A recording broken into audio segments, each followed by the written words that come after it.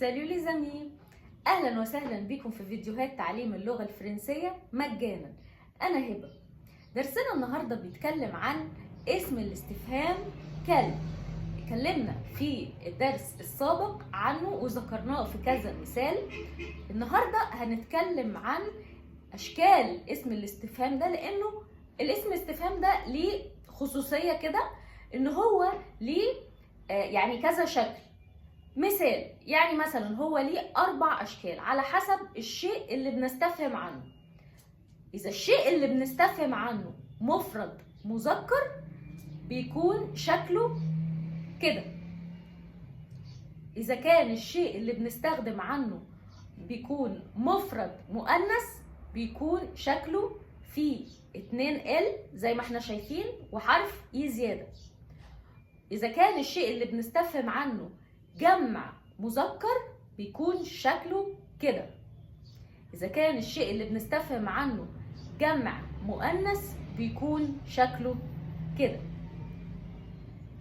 تمام كده، احنا شفنا ال4 أشكال لاسم الاستفهام كل اللي الشكل بتاعه بيتغير على حسب الحاجة اللي بنستفهم عنها. ناخد بالنا ان ال4 أشكال ليهم نفس النطق. في المفرد المذكر اسمه كل، في المفرد المؤنث اسمه كل، في الجمع المذكر اسمه كل، في الجمع المؤنث اسمها كل.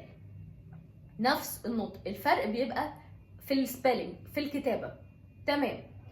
طيب ناخد مثال علشان نوضح اسم الاستفهام ده بنستخدمه ازاي.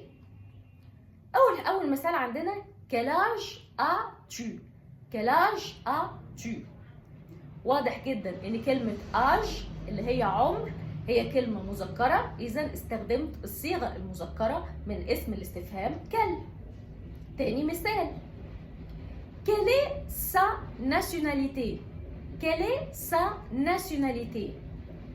طيب ناخد بالنا ان كلمة nationalité وهي الجنسية هي كلمة مؤنثة، ولذلك أنا استخدمت اسم الاستفهام كل في الصيغة المؤنثة اللي بينتهي بال إي. طيب ثالث مثال عندنا هو quels sont les horaires de la bibliothèque؟ quels sont les horaires de la bibliothèque؟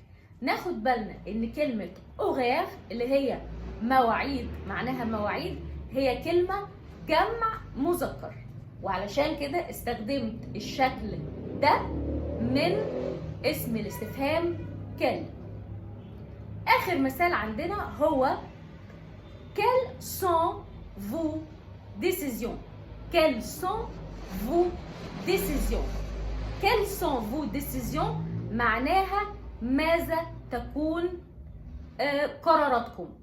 كلمة décision في اللغة الفرنسية هي كلمة مؤنثة، واحنا هنا مستخدمينها بصيغة الجمع، علشان كده استخدمنا اسم الاستفهام كل بالشكل ده. درسنا انتهى، كان درس سهل قوي. لو حاسس انك استفدت ما تنساش تدوس سبسكرايب وتفعل زر الجرس علشان يوصلك كل جديد، وما تنساش تدعمنا بلايك وشير علشان الفيديو يوصل لأكبر عدد ممكن وعلشان غيرك يستفيد. باي.